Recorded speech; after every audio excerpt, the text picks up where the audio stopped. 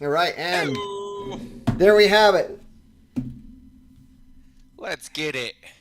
Have you done anything? Now we were talking last week. Just dive right back into things. Um, and you shared with me. Maybe it wasn't last week, but maybe the week prior. Clawbot, Yeah. and I've been learning up on a lot of that stuff. Pretty amazing, pretty amazing things. Security risks, from what I understand, a lot of the stuff that I'm taking into it, there's a lot of security concerns and risks. Um, Yep. I mean, all of us of a certain age have grew up with Terminator, so there's that. Um, but I have a Mac Mini that I've been meaning to put on eBay for probably like the last year or so. Well, there you It's just go. a Gen 1, 8 gigabytes of RAM. Yeah. I'm thinking I'm just gonna fire that up. Just get a Yeah. just have a little station going so it's on 24/7. I'm just gonna dial that in and just start playing with it. What do you think? That's what I did. I mean, I just got a new one and just set up Oh, its you got the new own one. Did you get the little studio? ecosystem. Um, so I haven't put as much time into it as I would like, but looks pretty promising. Like right out of the gate, I know I've seen some good stuff too. I do not have any like meaningful like specific outputs yet, but um I came across a video and it was posted on X. I really like what's going on with X. You yeah. look at Elon Musk's track record. I I'm pretty confident that he's gonna do what he wants to do with X and build this into this like one platform. Anyway, Right. totally different subject. Um, but he's on like the this kid. He's on video number 7, and in what he did, he just created like 7 AI employees. He has Yeah. one that acts as a manager, doesn't do the Right. activities, and it just assigns out the different activities to these different Yeah. AI bots. Dude's like 18. Right.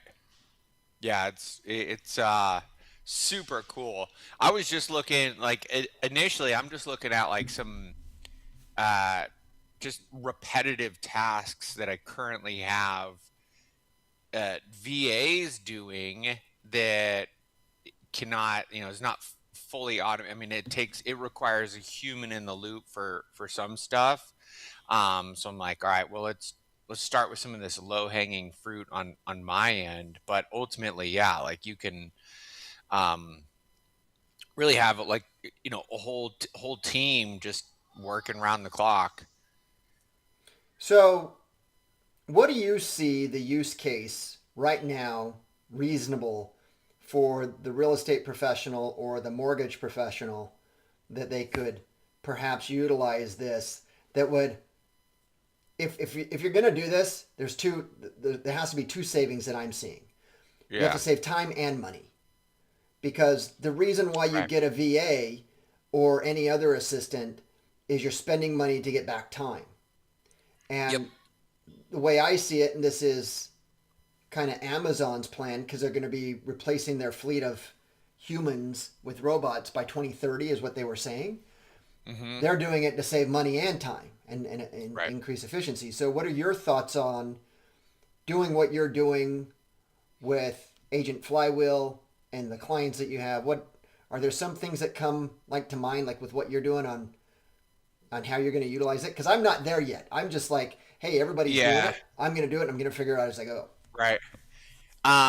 I mean, just generally speaking, from like a mortgage or real estate person, like outside, I mean, I probably would not recommend them to venture down that route at all.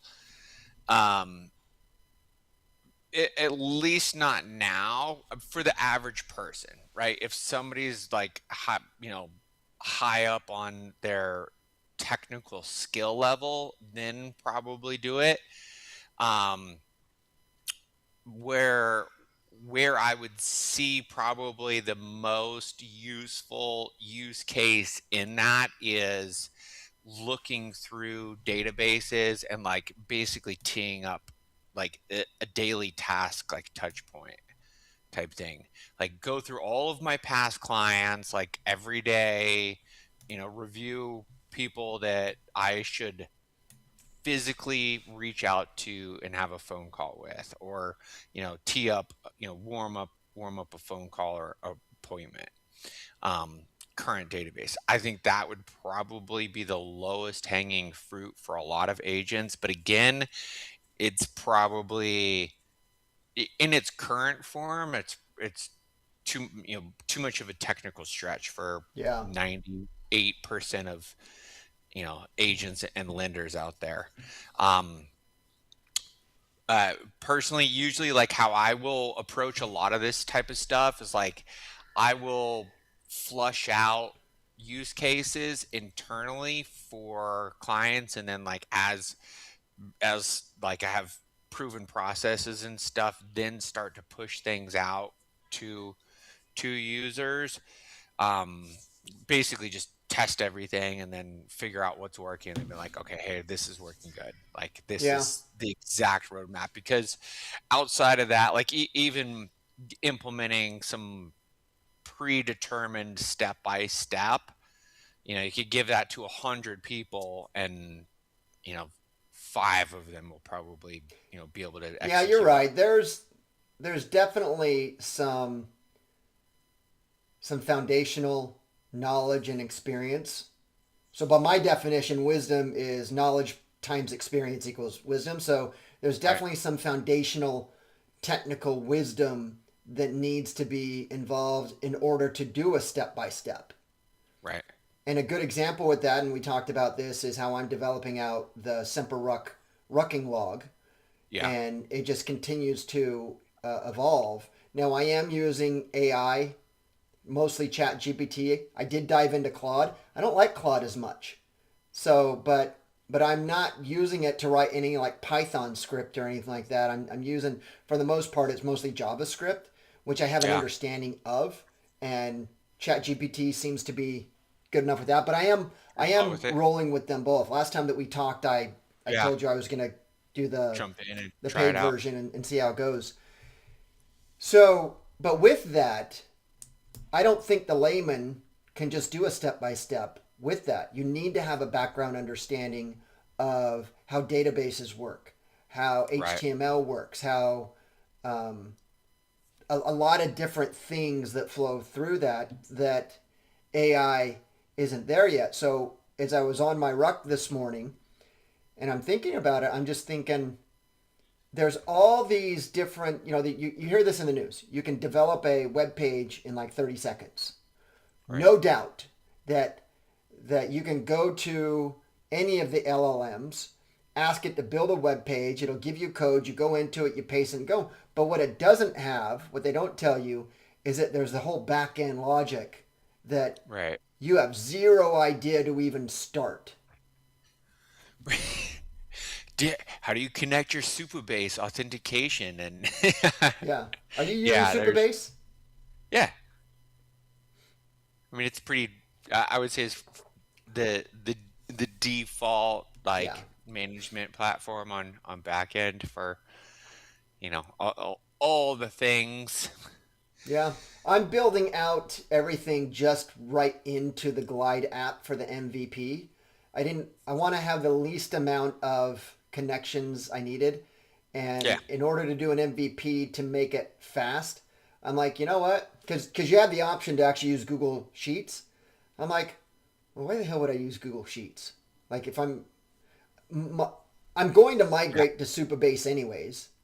And the only reason why I'm going to migrate to Supabase is because I want to make sure that downstream I can hook in Apple Health and Android Health into the Right. data. Not for the MVP. It's just a full on log right now. Yeah. But I don't know where I was going with that. But I just figured that Glide app. Have you ever messed with Glide app? I have not, but Dude, um so easy to use. I love that. So easy to Yeah. use.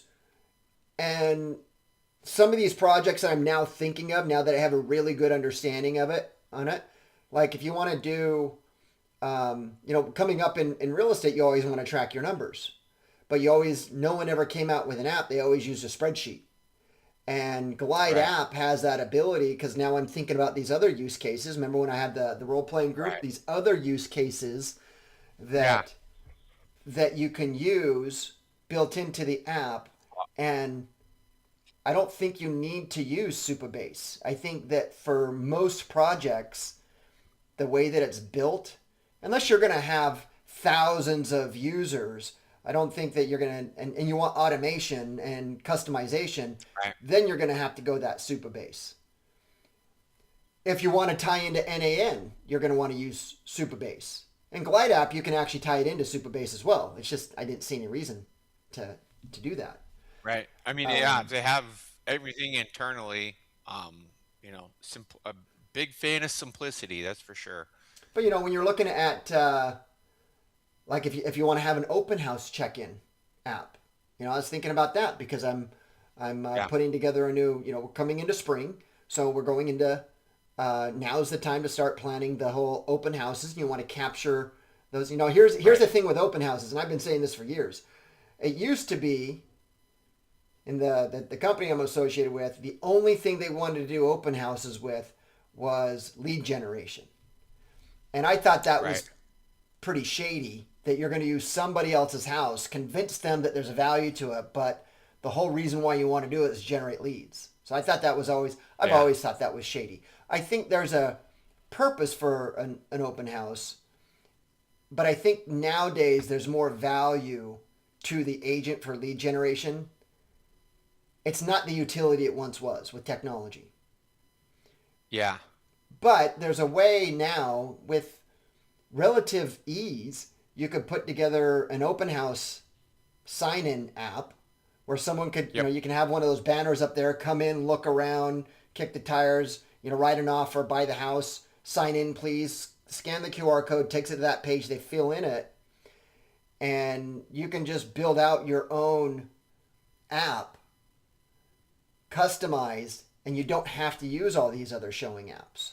So Yeah. if I was back in production, I would actually, maybe I will. Maybe I'll do it. Maybe I'll. That's what we.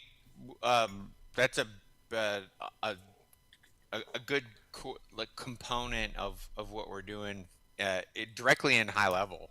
So using the QR codes for open house sign-ins. Yeah. So all of our lenders, a big pillar of their uh, value to referral partners, and then also inbound direct, consumer leads is open houses. Hey, let's plug this QR code into your open houses. Just have your visitors scan this. You're going to get the data. I'm going to get the data. I'm going to have my AI follow up with them, ask them questions about, if they like the property, what they liked about it, where are they at in the process.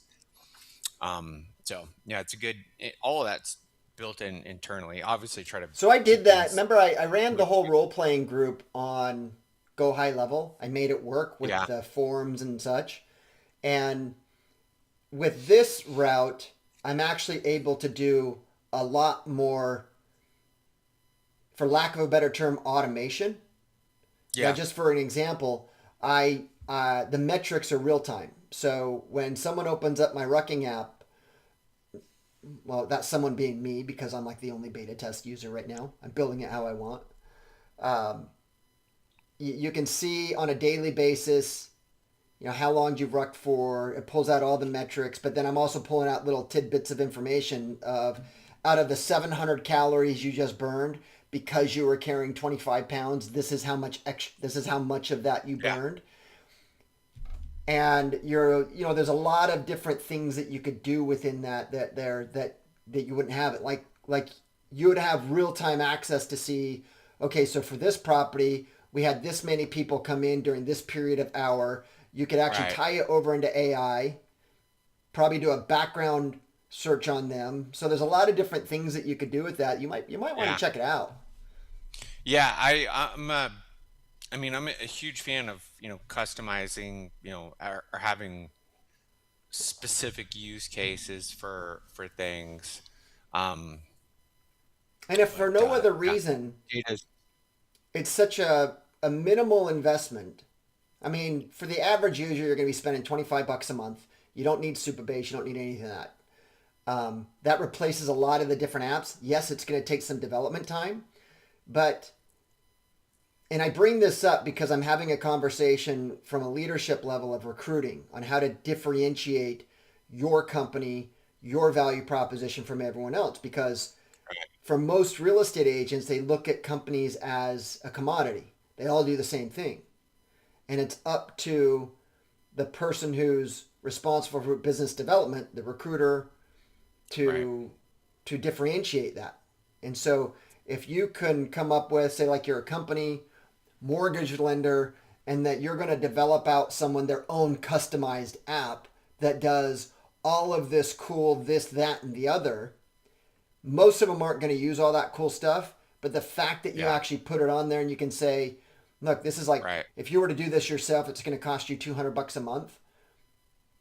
I mean, that's that extra value that you can just value stack on. Blows my mind that people don't understand value stacking. It yeah. Like, name one There's person who so doesn't much have a cable bundle or used to have a the cable bundle. I just got off of a call with my team, and I was like, there's a huge gap from a lot of folks. Like, most real estate and mortgage people don't even realize they're in sales and marketing.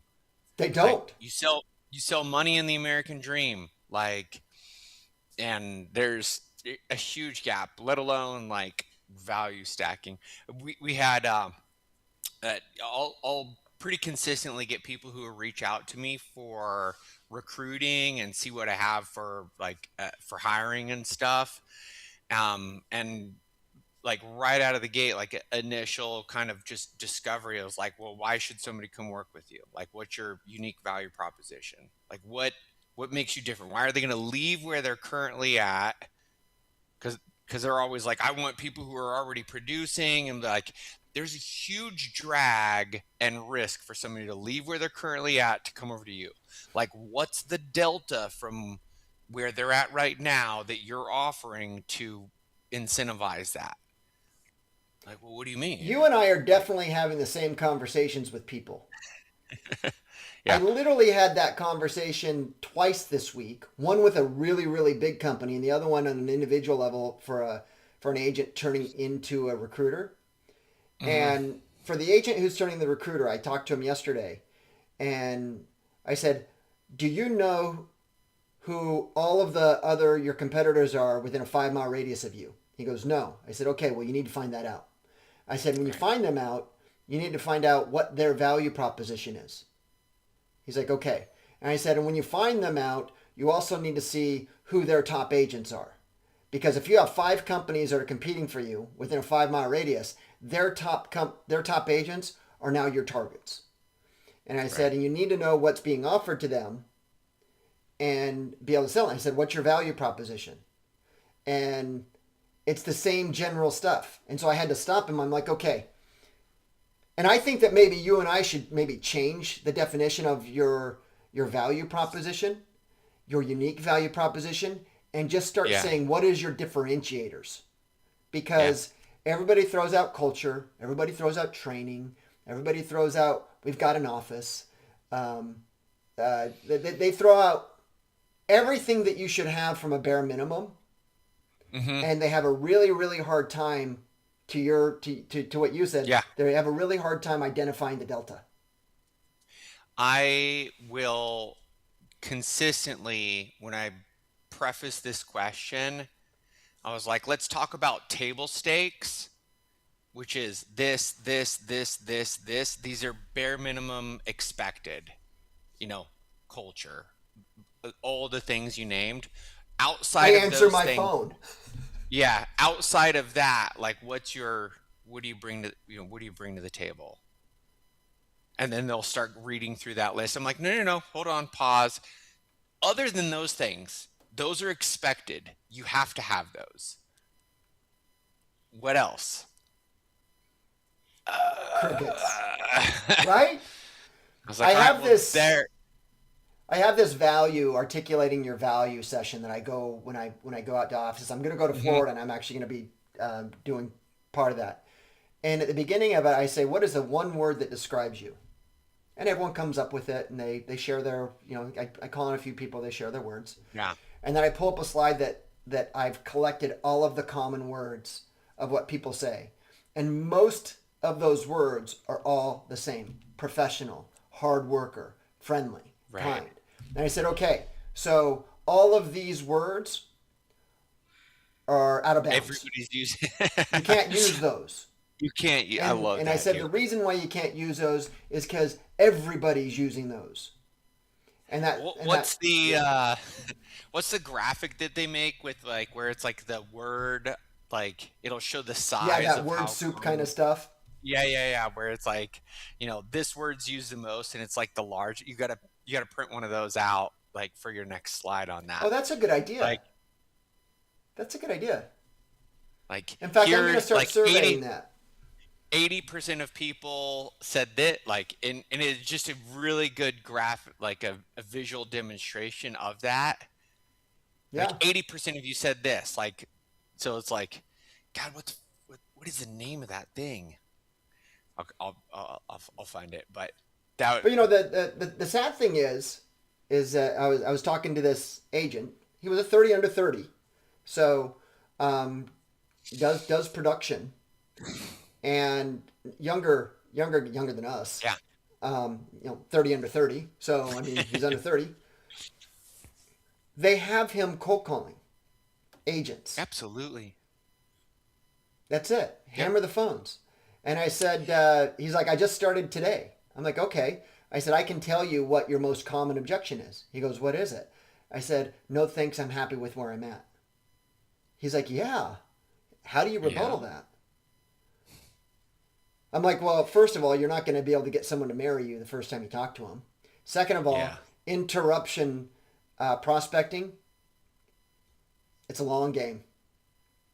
It's a It's a long game. relationship. It'll take time. Yeah. Yep.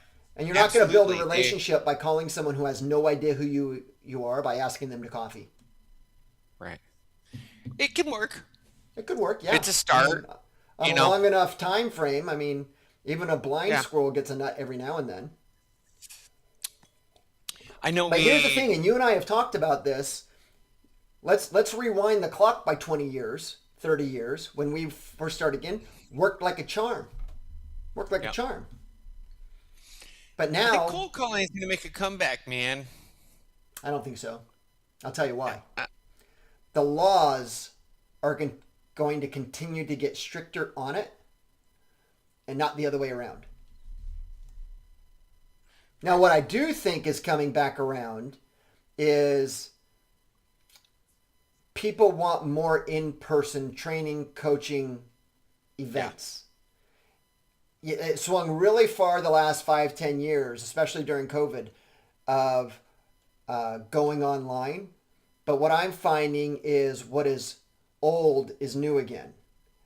Hmm. And um, one of the things I've talked to people who are developing training is that, here's the thing with corporations. They're always late. They're wanting to develop content using AI avatars. And I don't know about you, when I'm watching YouTube, I'm not watching avatar driven content. Not yet. I saw this video of Tom Cruise and Brad Pitt fighting. Have you seen that going through the I have the not. website? Super realistic. Now I'll watch that. Yeah. I'll watch it if it doesn't look if it seems to me that it's not Right. fake. But I'm not. I have zero interest of watching a. I, I don't need a Brett Matsura avatar on like tips to save money on, your There's no your next home mannerisms. purchase. There's. I think people don't understand that. Like I don't think that people should use a lot of filler language. You can tell people who don't speak much. They say right. They say that a lot. I don't think you should work to eliminate 100% of it, because when you eliminate 100% of it, you're just as unnatural by using too much of it. And the whole thing Oh about yeah. sales, the whole thing about communication is to align the way that you communicate most like the person you're trying to sell something to. Right. So you want to use filler language, the same type of filler language, and align with the same level of frequency with that of the prospect. They don't get it. And AI doesn't do that. The avatars don't do that. They just words on a street. Words. It's a PowerPoint. Right. It's a script. Yeah. Not yet. Oh, it will. There's no doubt in my It'll mind that it'll it will. Just not today. it'll definitely do some tonality matches and cadence and pacing and pauses. Have you seen the sell They're off? Switching gears on you now. You see the sell off on gold and silver? Like, we're just going to go right to the other side of the room. I may be wrong, but I think I called this looks like a good time to sell. I want to circle back to the we were at like Oh, when silver it was was at at its peak? 108. I was like, this looks like a great opportunity to sell. Yeah. And now it looks like a great opportunity to buy. That would have been a nice up day. You know, there's. Uh, I just listened to the most recent Peter Schiff podcast. I get out rucking now at about 4 a.m. because of my distance is getting longer, so I have more time to consume. And one of the things that he mentioned, yes, we're at that, we're at 5,000 gold ish. We're at 100. right. Silver's like at 75 right now, and he's saying we got years in this bull market. He's like, people aren't seeing it Yeah. yet. He's like, but this is not going to be, um, you know, Bitcoin has sold off. It's now worth about 15 ounces of gold, whereas at its peak it was like 30. So when you adjust for inflation, Yeah. so he's still talking about get rid of your Bitcoin. He's coming out with a coin. Did you know that? I did not. He's coming out with a gold coin. He's coming out with Oh, gold coin. I thought you meant a crypto. I was like, yeah, that's. Uh, and he's wasn't and he's expecting also that, he's but also X. I just saw an ad. They're coming out with a wallet, and they're coming out with a coin. no, I see that. I know that was a part of a bigger picture mega app um, project. Yeah. I definitely Whenever can. whenever the X coin comes available, I'm gonna buy some. I don't. I'm just. I They're just what is it in China like WeChat? WeChat. Is that what it is? Yep. Yeah, where it's like it's It's a like the the central everything. thing. I mean I mean essentially that's the model that he's It's the everything moving app. or wants to implement, right? Like you pay, you do everything right there in one app, which I mean if there's anybody to they can pull it off, that's It's gonna be him for sure. Musk All right. if So we are at the top of the hour. I've got to go to my next appointment. Great let's get it, brother. conversation today, and maybe by next week I'll have my claw bot up and running, and we Yeah, can we chat might have about to do that. a quad bot off. Yeah, we'll All talk right, about brother. that. Have a good All one. right, brother. Talk to you later. Later. Bye.